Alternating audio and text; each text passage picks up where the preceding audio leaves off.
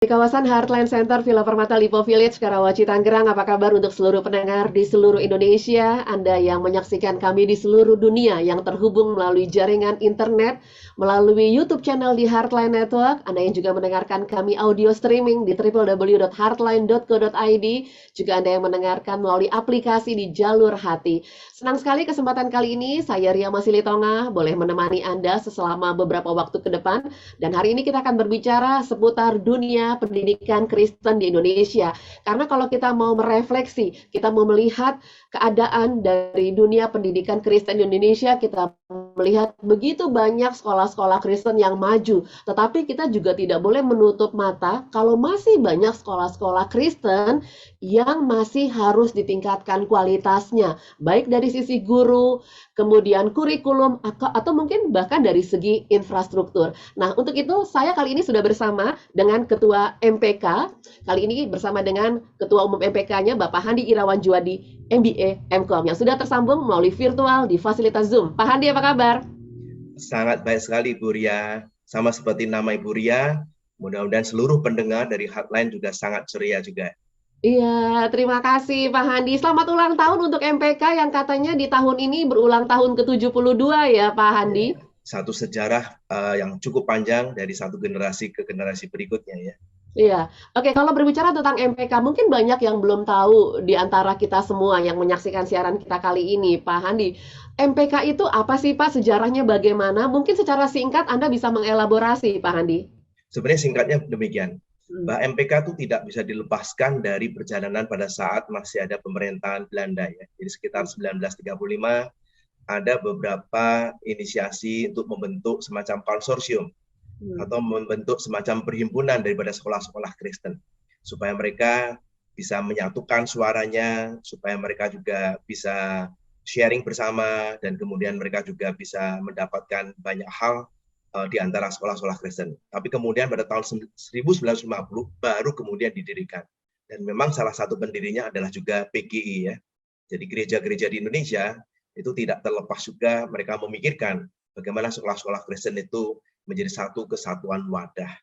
Dan puji Tuhan hari ini setelah 72 tahun MPK sekarang kita punya member hampir 400 yayasan sekolah di Indonesia. Dan mungkin jumlah unit sekolahnya antara sekitar 6.000 atau 7.000 sekolah dari Sabang sampai Merauke. Iya, iya. Oke, berarti memang di sini terbentuknya MPK itu ada peran dari gereja juga ya. Berarti gereja juga sebetulnya berkontribusi dalam dunia pendidikan, begitu ya Pak Handi, Anda melihat? Memang kalau kita lihat ada beberapa sekolah yang memang pendiriannya itu sangat Mhm, lekat sekali dengan gereja ya. mhm, Bahkan mungkin kalau kita hitung persentasenya, mungkin mhm, barangkali lebih dari 80% sekolah-sekolah Kristen itu biasanya bernaung di satu gereja tertentu ya. Jadi mhm. memang kalau kita lihat hari ini sudah mulai muncul juga beberapa sekolah Kristen yang didirikan oleh pihak swasta ya. Jadi tidak bernaung di satu gereja. Tapi di era masa lalu boleh dikatakan hampir keseluruhan sekolah-sekolah Kristen itu adalah merupakan ladang pelayanan daripada gereja. Jadi gereja memiliki misi, memiliki bagian daripada amanat agung. Iya. Jadi Akhirnya mereka juga mendirikan sekolah Kristen. Jadi tidak mengherankan kalau sekolah-sekolah mhm. saat itu memang menjadi bagian daripada gereja-gereja yang mendirikan sekolah-sekolah Kristen tersebut. Ya, dan itu bisa dibilang menjadi bagian dari visi misi sekolah-sekolah Kristen bagaimana amanat agung yang memang sudah disampaikan oleh Tuhan Yesus itu betul-betul boleh diejawantahkan di dunia pendidikan kita begitu ya Pak ya. Tetapi kalau kita melihat memang tadi seperti pembukaan yang saya sampaikan masih banyak sekolah-sekolah Kristen yang memang perlu perhatian kita semua begitu. Nah, dalam konteks pendidikan Kristen sebetulnya fungsi MPK saat ini seperti apa? Atau mungkin apa sih yang sudah dilakukan oleh MPK sekarang ini Pak Handi? Ya, memang MPK sebagai perhimpunan daripada sekolah-sekolah Kristen di Indonesia, yang tadi saya katakan hari ini hampir 400 yayasan sekolah Kristen ya, dengan jumlah sekolah yang 400 ya, Pak? kira-kira hampir 6.000 sampai 7.000 sekolah. Jadi memang apa yang kita Mhm, lakukan, ya, memang basicnya, fundamentalnya adalah kita berupaya menjadi mediator antara regulator yaitu mhm, pemerintah dengan sekolah-sekolah Kristen. Nah, sekolah Kristen sendiri kan memiliki banyak stakeholder, mulai dari yayasan, kepala sekolah, guru-gurunya, orang tua murid, dan sebagainya. itu merupakan hal yang fundamental. Jadi kita ingin juga menjadi bagian perjalanan pendidikan dari bangsa ini. Jadi misalnya ada satu regulasi pendidikan yang diluncurkan oleh pemerintah, ada satu perubahan kurikulum, ada perubahan kebijakan. Nah, melalui MPK lah akhirnya kita juga menyuarakan perubahan-perubahan dari pemerintah, para regulator kepada sekolah-sekolah Kristen di Indonesia. Sebaliknya juga ada banyak masukan dari sekolah-sekolah Kristen.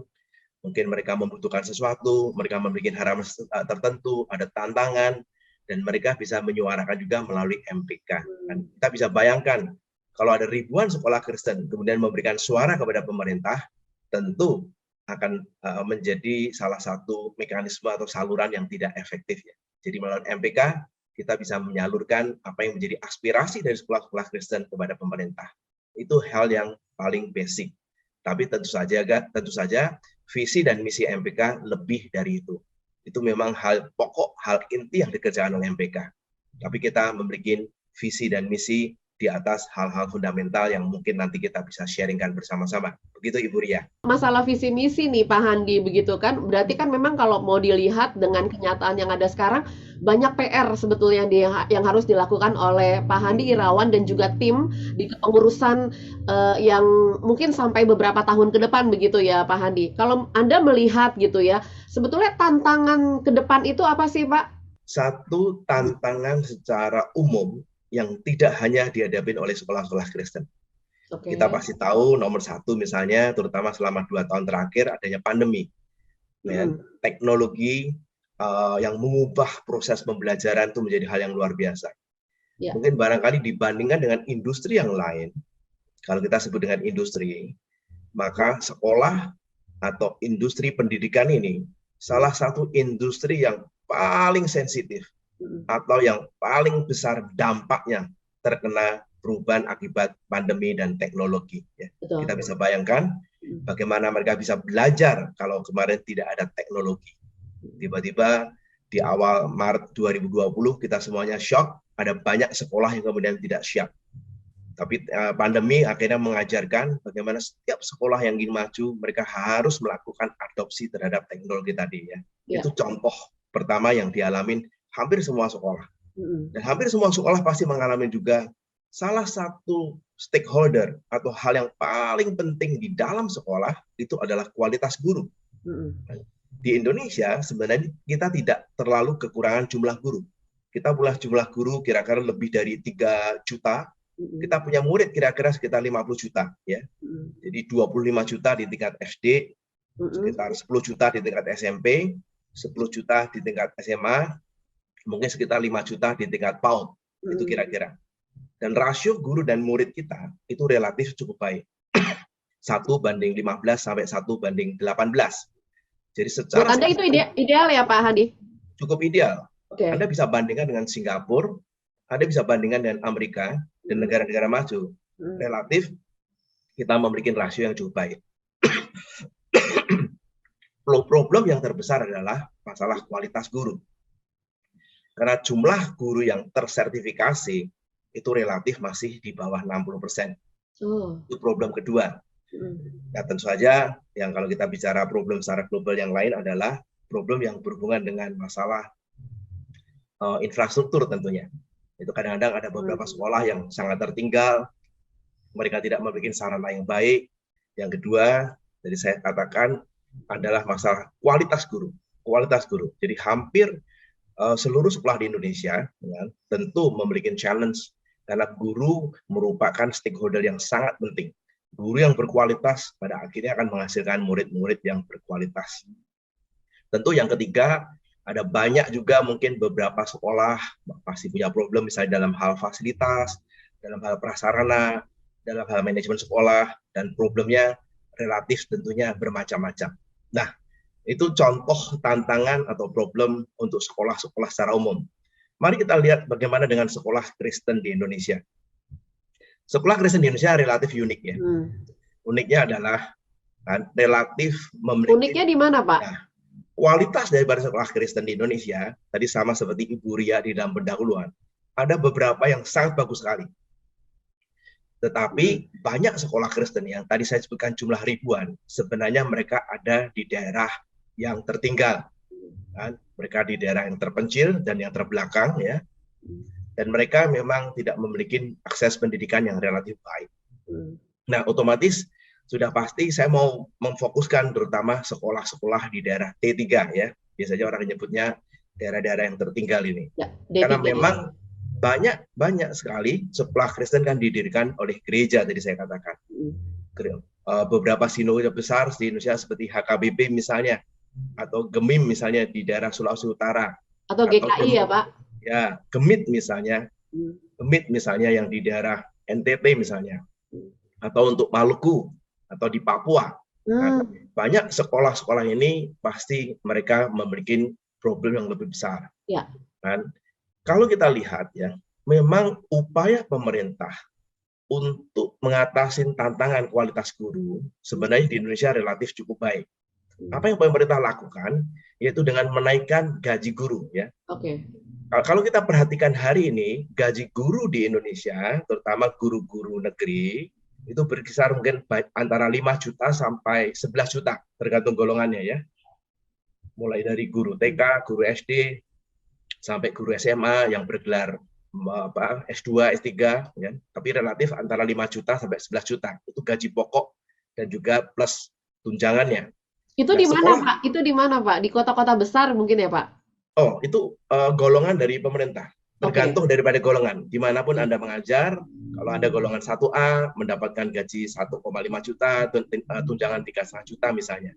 Kalau Anda golongannya 3 misalnya, gaji sekian dan tunjangan sekian. Sehingga kalau dijumlahkan, sebenarnya take home pay daripada guru relatif cukup baik. Dan saya melakukan apresiasi terhadap upaya pemerintah karena menyadari bahwa peningkatan kualitas guru itu menjadi kunci pendidikan di Indonesia. Ya, setuju. Saya tidak mengherankan jumlah guru di Indonesia relatif cukup bagus. Tadi saya katakan 3 juta lebih. Ya, di atas UMP ya, Pak? Ya. Bahkan kalau kita perhatikan kan bahwa anggaran belanja negara, ya, APBN kita itu 20% itu digunakan untuk pendidikan. Ya. Jadi Kemendikbudristek ini merupakan kementerian yang memperoleh APBN, alokasi budget yang paling besar dibandingkan dengan kementerian yang lainnya. Ya. Nah, tetapi hal seperti ini menjadi pedang bermata dua. Bagi sekolah-sekolah Kristen yang baik, seperti BPK Penabur misalnya, seperti IPK misalnya, seperti Kalang Kudus, mereka tidak mengalami banyak tantangan. Karena mereka juga bisa merekrut guru-guru dengan gaji yang sama atau bahkan lebih besar. Tapi bayangkan dengan sekolah-sekolah Kristen yang jumlahnya ribuan berada di tempat daerah tertinggal. Ya. Mereka tidak mampu memberikan gaji guru yang layak. Jadi beberapa hanya bisa membayar gaji guru misalnya 2 juta atau 2,5 juta. Dan otomatis kemampuan sekolah-sekolah Kristen untuk merekrut guru-guru yang berkualitas menjadi satu tantangan. Ya. Makanya buat MPK ini salah satu pekerjaan yang penting buat kita juga untuk memikirkan bagaimana untuk meningkatkan kualitas guru. Nah, itu tantangan untuk sekolah Kristen yang pertama. Tentu tantangan yang kedua, dan selain masalah guru, adalah hal-hal yang berhubungan dengan masalah manajemen sekolah misalnya. Ya.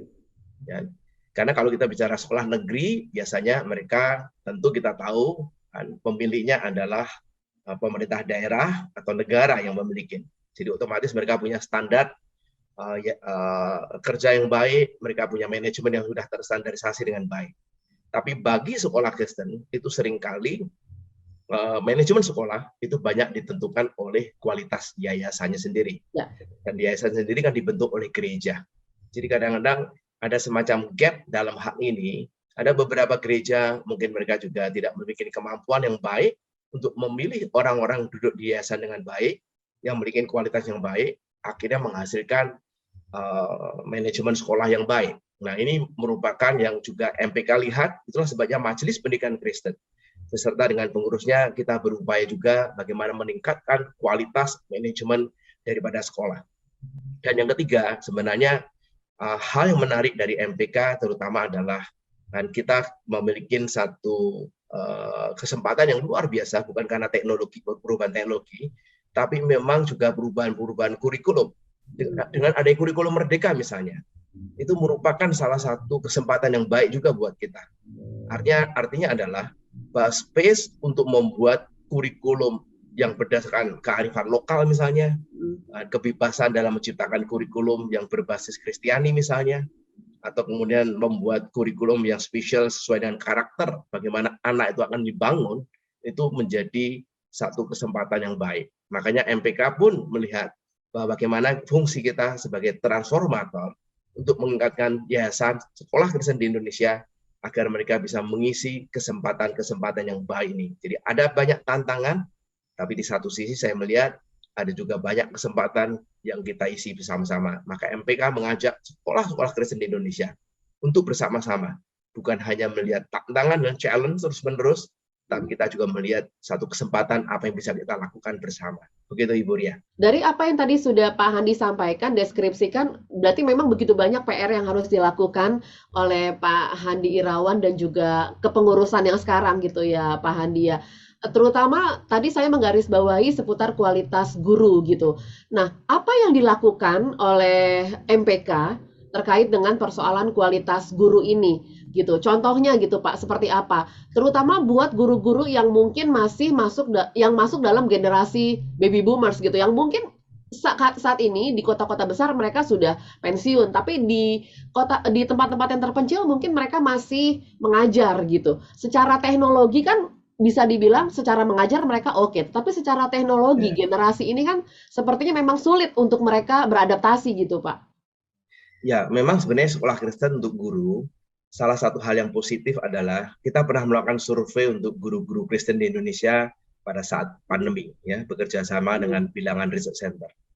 Hasil survei daripada Bilangan Research Center bersama dengan MPK, sebenarnya ada satu hal yang positif buat kita. Kita melihat banyak guru-guru di sekolah Kristen, mereka merasakan bahwa menjadi guru adalah satu panggilan. Jadi satu panggilan hidup. Mereka bersyukur, mereka menjadi bagian sosok yang disebut dengan pahlawan tanpa tanda jasa, ya, mengajar dan membuat anak-anak bisa menjadi lebih baik masa depannya. Dan saya bersyukur 90% lebih guru-guru sekolah Kristen memiliki satu mindset bahwa pekerjaan mereka adalah panggilan. Sebab kalau tidak, bahaya sekali. Kalau misalnya menjadi guru itu oleh karena cari nafkah, kan, buru-buru mereka sudah melamar di tempat lain ya. Jadi itu satu positif. Makanya apa yang MPK lakukan, kita selalu mengingatkan akan mindset attitude seperti ini. Bahwa menjadi guru sekolah Kristen adalah satu panggilan pelayanan. Itu hal yang sangat penting untuk bisa diingatkan terus-menerus. Dan kita bersyukur tadi survei juga menunjukkan hal yang positif. Tapi yang kedua tentunya mindset atau hati melayani tidak cukup kalau tidak ada kecakapan di dalam mengajar ya. Maka apa yang dilakukan MPK, kita sering juga memberikan training kepada guru-guru. Jadi kita memberikan bahan-bahan bagaimana menjadi seorang guru yang baik ya. Baik dari soft skill-nya maupun dari knowledge mereka atau hard skill-nya yang harus diimprove. Jadi MPK memang kita memberikan kepengurusan, kita punya berbagai bidang ya, ada bidang 1, bidang 2 sampai bidang 5. Tapi kemudian kita juga punya MPKW, itu Majelis Pendidikan Kristen Daerah ya, wilayah yang tersebar di 20 wilayah di Indonesia dari Aceh sampai di Papua. Jadi kita memiliki kepengurusan juga MPKW di daerah. Dan mereka juga bersama-sama dengan anggota mereka yaitu yayasan, sekolah-sekolahnya, mereka sering juga melakukan berbagai training untuk memberikan pelatihan-pelatihan untuk meningkatkan kemampuan atau kualitas daripada guru itu sendiri. Nah, itu beberapa contoh yang bisa MPK lakukan ya. Tapi itu saja supaya training berkelanjutan, MPK juga berupaya juga melakukan publikasi, membuat semacam standar tertentu bagaimana menjadi guru itu baik ya, supaya proses itu menjadi satu proses yang continuous improvement dari waktu ke waktu. Karena bukan hanya training semata, tapi juga meninggalkan sesuatu yang terus-menerus mereka bisa pelajari. Tadi Anda juga menyinggung masalah sertifikasi, Pak. Apa yang dilakukan oleh MPK, Pak? Yang akan dilakukan? Ya, ini memang satu pekerjaan besar yang MPK lakukan ya. Dan kita selama ini sudah membuat berbagai bahan tentunya, tapi kita ke depan akan kita intensifkan ya. Kita akan membuat berbagai modul dengan bahan-bahan training guru, sehingga kita bisa menentukan kira-kira pada tingkat tertentu apakah guru itu dianggap cukup cakap apa tidak. Jadi sertifikasinya pasti ada dua. Satu adalah sertifikasi dari pemerintah sendiri, mengikuti pemerintah. Tapi dari MPK pun kita juga mengeluarkan sertifikasi. Supaya ya kita sendiri kan sebagai lembaga, sebagai salah satu perhimpunan daripada sekolah-sekolah Kristen, kita juga lagi menggodok dengan berbagai program dan bahan-bahannya sudah cukup banyak. Kita tinggal mencoba menawarkan berbagai modul sertifikasi yang dikeluarkan oleh MPK. Jadi ini merupakan bagian kontribusi MPK juga supaya kita bisa membantu pekerjaan daripada pemerintah Indonesia. Karena kita tahu bahwa pendidikan itu menentukan masa depan bangsa ya. Dan MPK ingin supaya apa yang kita lakukan itu juga menjadi bagian kontribusi kita untuk membantu pemerintah untuk membuat satu sistem pendidikan, kualitas pendidikan yang lebih baik dari generasi ke generasi berikutnya ya. Iya. Maaf kalau berbicara seputar domestik begitu ya Pak Handi. Anggaran MPK itu dari mana Pak? MPK tadi saya katakan memiliki yayasan sebagai anggota ya. Jadi kita punya hampir 400 anggota ya Yayasan Kristen Seluruh Indonesia, dan mereka juga memberikan iuran. Tapi iurannya sudah pasti ditetapkan juga berdasarkan jumlah muridnya, demikian juga dengan kemampuan mereka ya. Jadi tidak besar lah iurannya. Tapi salah satu hal yang baik supaya menjadi satu proses, supaya kita ada engagement, ada satu ikatan.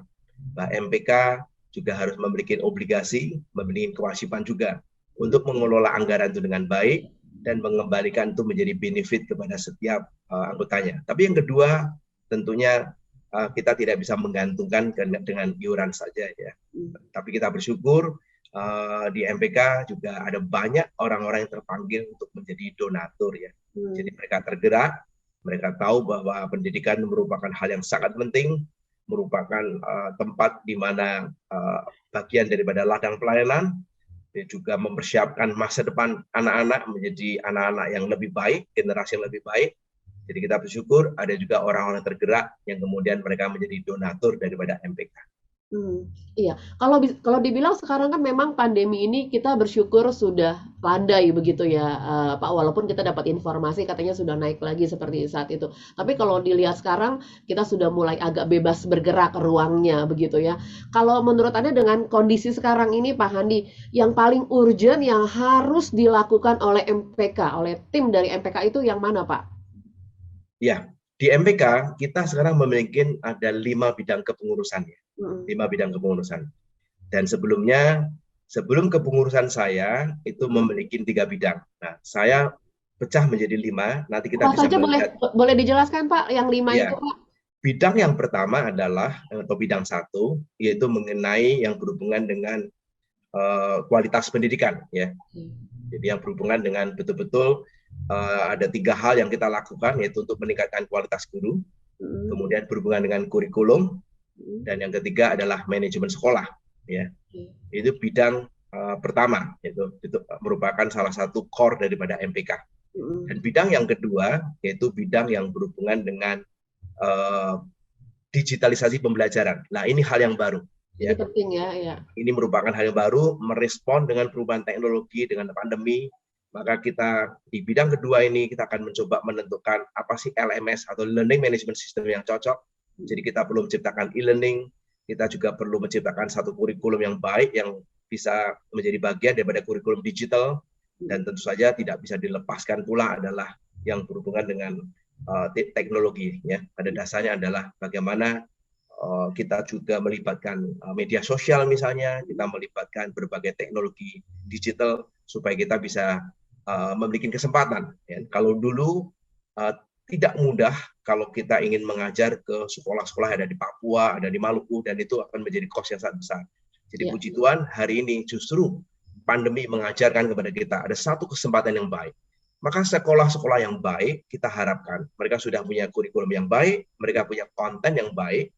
Kalau dulu hanya diajarkan di sekolah mereka masing-masing, justru hari ini bisa di-sharingkan. Jadi digitalisasi pembelajaran itu merupakan bidang baru. Dan kemudian yang ketiga adalah bidang yang disebut dengan bidang organisasi. Ya, ini bidang yang tentu hampir semua kelembagaan memiliki. Tapi bidang keempat ini yang menarik adalah bidang yang saya sebut dengan bidang kemitraan. Hmm. MPK memiliki jumlah sekolah yang banyak. Kita adalah tempat di mana sekolah Kristen sebagai ladang pelayanan yang sangat besar. Maka kita membutuhkan banyak kemitraan. Ya. Hmm. Sama seperti dengan Hotline. Saya berharap suatu hari kita bisa bermitra dengan Ya. Hotline. Kita bisa membuat satu program baru ya bersama-sama dengan Hotline, misalnya pendidikan masa depan. Karena pendidikan ke depan kan sangat berubah ya. Tidak hanya bisa mengandalkan sekolah saja, tapi pendidikan yang berkolaborasi dengan orang tua menjadi hal yang sangat penting. Dan kemudian juga teknologi pendidikan berubah dan cara pendidikan berubah. Kalau dulu berpikir anak-anak cuma duduk, kemudian ada guru yang mengajar, hanya one way communication, hal-hal seperti itu pasti akan ditinggalkan. Kita membutuhkan proses pembelajaran yang dua arah misalnya, yang lebih experiential dan segala macam. Maka bidang keempat, kemitraan ini, kita ingin sekali dengan bermitra dengan banyak lembaga, kita termasuk Hotline misalnya, termasuk dengan Compassion suatu hari, termasuk dengan Wahana Visi misalnya. Kita kemudian bermitra juga dengan Family First kemarin untuk membantu dalam hal soal parenting. Jadi kita sangat membuka lebar, melakukan kolaborasi dengan berbagai kelembagaan. Nah, atau mungkin bahkan dunia usaha ya, Pak? Nah, salah satunya yang mau saya sebutkan tentunya adalah dunia usaha. Dunia usaha ini memberikan dua benefit buat MPK. Satu, tentunya kita bisa memanfaatkan dana CSR mereka, ya, karena mereka punya dana yang berhubungan dengan social responsibility, ya, kan, dan ada dana-dana CSR. Tapi kedua, sebenarnya hari ini sekolah yang baik harus dekat juga dengan dunia usaha, karena sekolah itu menjadi satu tempat yang lebih experiential, bukan hanya proses pengajaran teori di kelas, tapi kalau mereka dekat dengan industri, dekat dengan pelaku usaha, maka mempersiapkan masa depan anak-anak yang lebih baik, mempersiapkan anak-anak supaya lebih cepat belajar soal usaha, kemudian meningkatkan sense of entrepreneurship mereka, mempersiapkan mereka menjadi pemimpin yang baik. Dan ke bidang yang kelima adalah bidang yang berhubungan dengan kebijakan pendidikan. Ini hal yang sangat penting supaya MPK juga bisa memberikan kontribusi. Sebagai contoh, kita berharap MPK bisa memberikan kontribusi juga, terutama ada RUU Sisdiknas yang baru, ya, dan ada undang-undang Sisdiknas yang baru yang sekarang masih memasuki tahap perencanaan. Kita berharap MPK melalui bidang 5 juga bisa memberikan masukan kepada pemerintah sebelum undang-undang ini kemudian dilegalisasikan, ya. Iya, jadi tadi memang ada beberapa poin yang tadi Pak Hadi sampaikan. Jadi kemungkinan akan dibuat nanti e-learning yang baru atau mungkin dalam bentuk aplikasi atau yang lainnya begitu ya Pak ya. Supaya boleh diterima oleh seluruh tenaga pendidik yang ada di seluruh Indonesia. Kalau tadi saya garis bawahi seperti itu, supaya training-training juga boleh terus berkelanjutan. Lalu juga seputar RUU Sisdiknas, kita harapkan sih di RUU ini ada keterlibatan dari MPK, supaya paling tidak yang menjadi tantangan itu boleh ada jalan keluar atau solusi bersama gitu ya Pak. Karena memang ini bukan persoalan kita aja, tapi persoalan negara juga begitu ya. Pak Handi, ini menarik gitu kalau mau melihat sebetulnya yang dilakukan oleh teman-teman MPK dekat dengan dunia usaha, karena memang saya ingat banget tuh Pak Handi, zaman saya dulu kan kalau kita kuliah dengan dunia kerja itu beda, apa yang kita dapatkan teori di kampus dan di dunia kerja itu lain banget gitu kan. Dan tadi kalau saya tangkap apa yang Pak Handi sampaikan, ini supaya ada benang merahnya gitu ya Pak ya, jadi apa yang didapat di sekolah dengan dunia usaha itu nyambung gitu ya Pak. Yes, saya rasa apalagi digital memang mengubah segalanya, ya. Bahkan kalau kita lihat, kita bersyukur kita punya satu menteri, ya, yang sangat baik sekali, yang juga sangat visioner, yang sangat dekat dengan dunia digital, ya. Sehingga tidak mengherankan berbagai gebrakan saya lihat memang sangat akomodatif terhadap perubahan teknologi, ya. Karena ke depan sangat mungkin sekali bahwa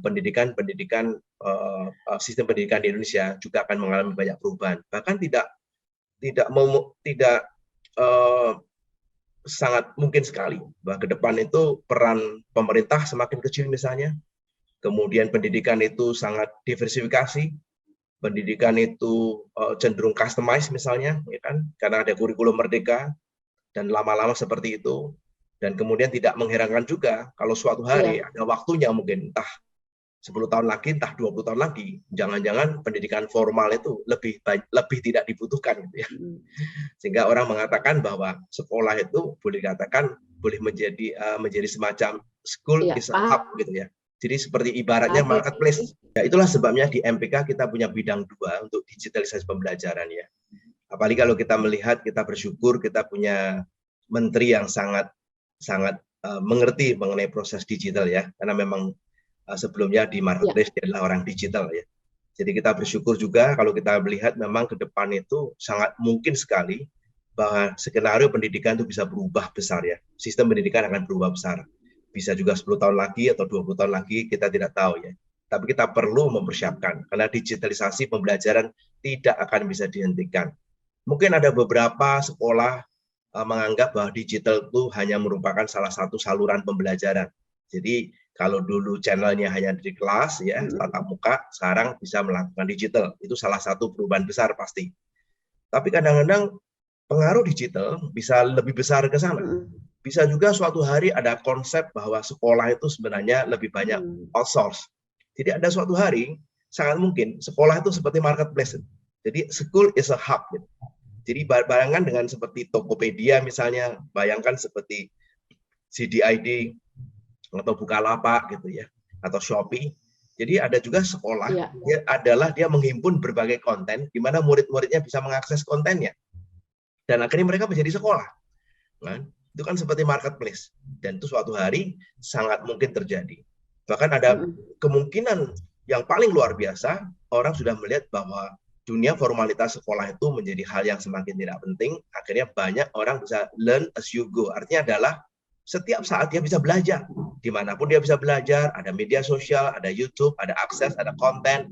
Dia bisa belajar secara modular, kemudian dia bisa mengikuti evaluasi, dia mendapatkan sertifikat dan sebagainya. Tapi kita nggak tahu apakah itu terjadi nanti secepat 10 tahun, 20 tahun, kan? Tidak mudah untuk melakukan prediksi.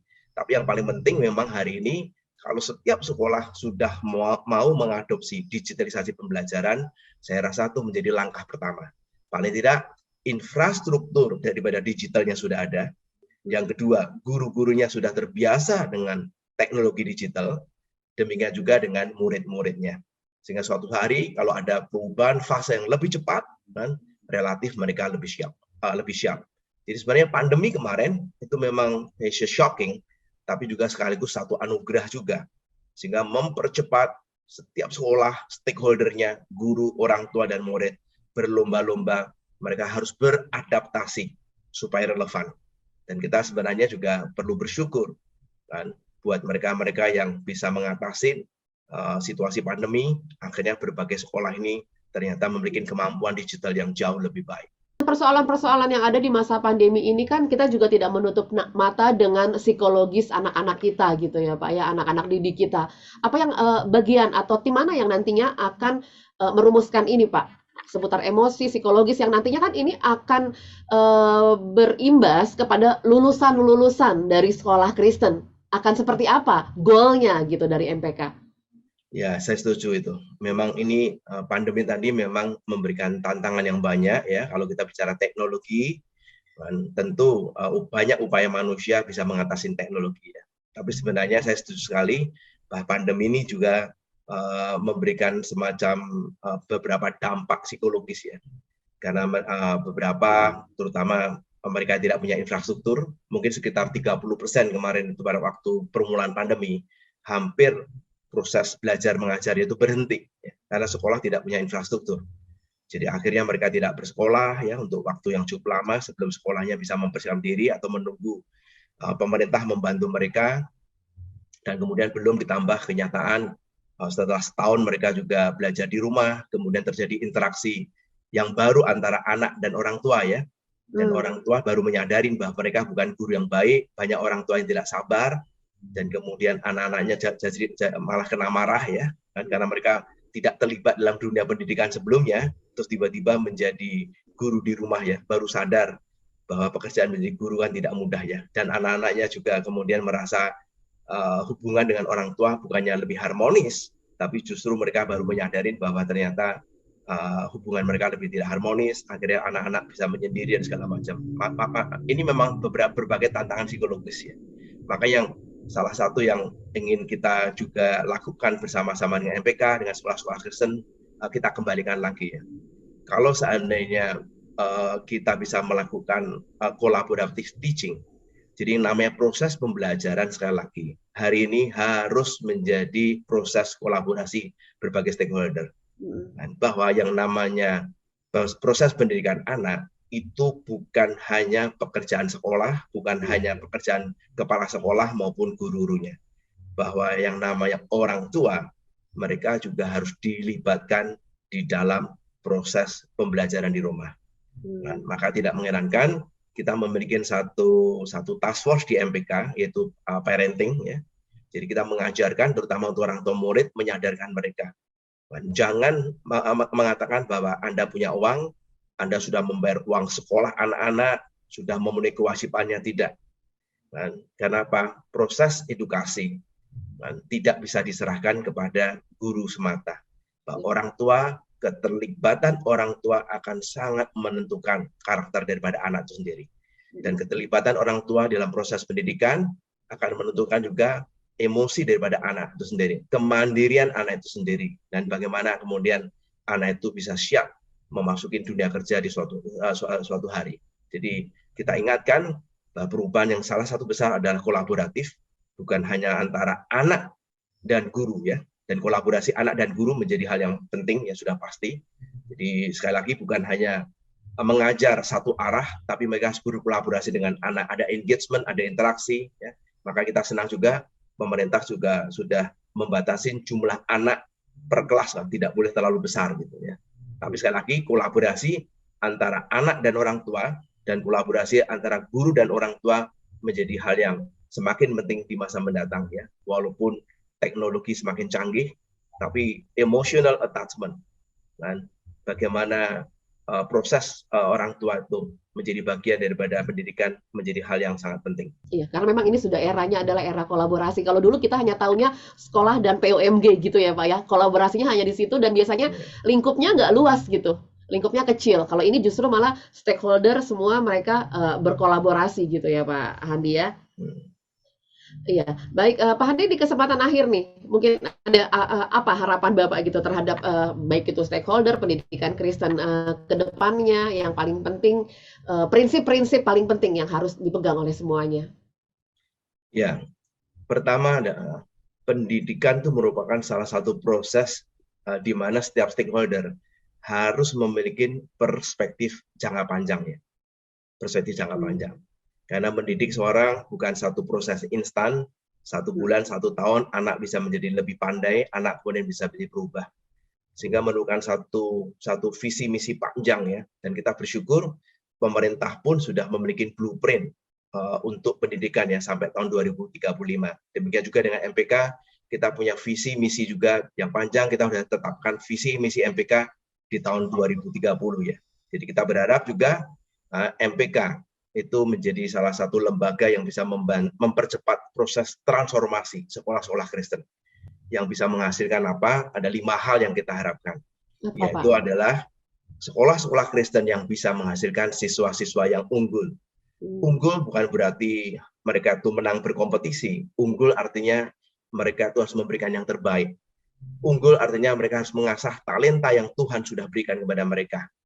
Unggul artinya mereka harus berlatih setiap hari ya. Itulah yang kita inginkan nomor 1. Dan yang kedua adalah adaptif. Tadi kan teknologi sudah mengajarkan kepada kita harus stay relevan. Kita membiasakan hal-hal yang baru dan proses pembelajaran yang baru, maka harus adaptif dan siswa pun harus diajarkan adaptif. Dan yang ketiga yang kita berharap mempersiapkan sekolah-sekolah Kristen adalah menghasilkan siswa-siswa yang memiliki jiwa pemimpin. Karena ke depan mereka memimpin, paling tidak mereka memimpin keluarga kalau mereka laki. Mereka memimpin di dunia usaha atau mereka memimpin di ladang pelayanan dan sebagainya. Dan yang keempat, mereka harus menjadi satu sosok siswa yang bisa memberikan kontribusi yang positif, memberikan dampak yang positif.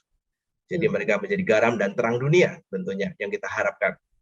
Dan yang kelima yang kita harapkan tentunya sekolah Kristen yang menghasilkan siswa yang berkarakter Kristiani. Maka MPK kan tugas kita kan tidak menggantikan yayasan, tidak menggantikan sekolah itu, tapi kita sebagai lembaga yang mempercepat transformasi, mengingatkan yayasan, mengingatkan sekolah.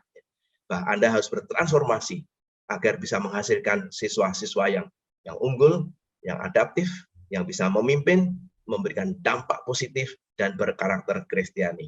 Maka ada berbagai dengan seluruh jajaran MPK, keseluruhan pengurusan MPK maupun MPKW, kita berharap bisa mempercepat proses transformasi dan membantu pemerintah dalam perjalanan menuju bangsa yang semakin kuat dan semakin masa depan yang lebih baik buat generasi muda ini.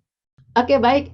Itu tadi obrolan saya bersama dengan Pak Handi. Tapi sebelumnya, Pak Handi, thank you. Terima kasih sudah memberikan pencerahan kepada kita semua di ulang tahun ke-72 MPK tahun 2022 ini. Sukses buat teman-teman MPK, bisa menghasilkan generasi-generasi yang unggul gitu, bisa berdampak. Bahkan tadi Anda mengatakan bukan hanya berdampak, tapi bertumbuh terus-terus menerus gitu ya, seperti yang Tuhan mau. Thank you sekali lagi, Pak Handi. Terima kasih. Terima kasih Boria, terima kasih semua pendengar dimanapun Anda berada. Ya, baik. Terima kasih juga untuk Pak Handi Irawan yang sudah bersama dengan kita di kesempatan kali ini. Sekali lagi terima kasih untuk Anda yang sudah menyaksikan siaran kami melalui YouTube channel di Heartline Network, atau Anda yang sudah mendengarkan melalui live streaming di www.heartline.co.id dan juga melalui 100,6.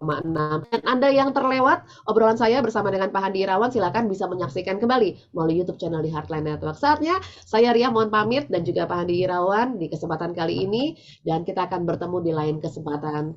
Dan tentunya tetap bersama dengan kami di Heartline Radio.